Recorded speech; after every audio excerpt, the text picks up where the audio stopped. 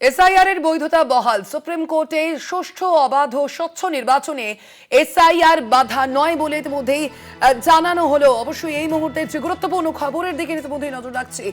Supreme কোর্টের তরফ থেকে কিন্তু ইতিমধ্যেই জানানো হলো এমনটাই, সুষ্ঠু অবাধ ও স্বচ্ছ নির্বাচনে এসআইআর বাধা নয়। কথা বলবো এই নিয়ে আপনার সঙ্গে এই মুহূর্তে ফোন লাইনে রয়েছেন প্রতিনিধি পীযূষ কান্তি নাগ। পীযূষ দা, এই বিষয়ে ঠিক কি পর্যবেক্ষণ সুপ্রিম কোর্টের? নিয়ে যে মূল মামলা সুপ্রিম কোর্টে দায়ের হয়েছিল তা নিয়ে এসআইআর বৈধ কি বৈধ নয়, বিহার নির্বাচনের সময় এই দায়ের করা মামলার দীর্ঘ শুনানির পর মামলার রায়দান স্থগিত ছিল। আজ সুপ্রিম কোর্ট জানিয়ে দিল যে ভোটার তালিকা সংশোধন বা ভোটার তালিকা নিয়ে বিশেষ সিদ্ধান্ত গ্রহণের ক্ষমতা নির্বাচন কমিশনের ওপরেই বহাল রাখলো সুপ্রিম কোর্ট। সুপ্রিম কোর্ট এ বিষয়ে মন্তব্য করেছে যে অবাধ ও সুষ্ঠু নির্বাচনকে এগিয়ে নিয়ে যেতে এই ক্ষমতা নির্বাচন কমিশনের ওপরেই থাকা উচিত।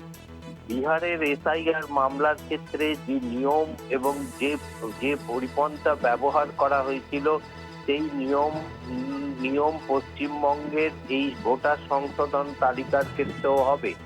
এসআইআর মামলায় পশ্চিমবঙ্গ সহ অন্যান্য সর্বক্ষেত্রে যে ভোটার তালিকা সংশোধনের ক্ষেত্রে নির্বাচন কমিশনের যে ক্ষমতা তা বহাল রাখলো সুপ্রিম কোর্ট।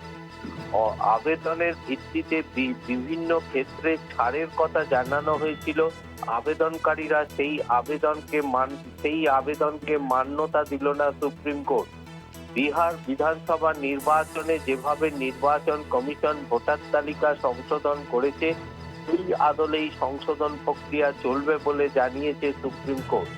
সুপ্রিম কোর্টের এই রায় কিন্তু সুদূর প্রসারী প্রভাব পড়বে শুধুমাত্র বিহার নির্বাচনে নয়, সারা ভারতবর্ষে ভোটার তালিকা সংশোধন প্রক্রিয়ায় ভবিষ্যতেও এই যে রূপরেখা তৈরি হবে তার উপরেও প্রভাব পড়বে বলে আশা করছে আদালত। ধন্যবাদ তোমায়। আমরা কথা বলছিলাম, আমাদের সঙ্গে ফোন লাইনে ছিলেন প্রতিনিধি পীযূষ কান্তি নাগ।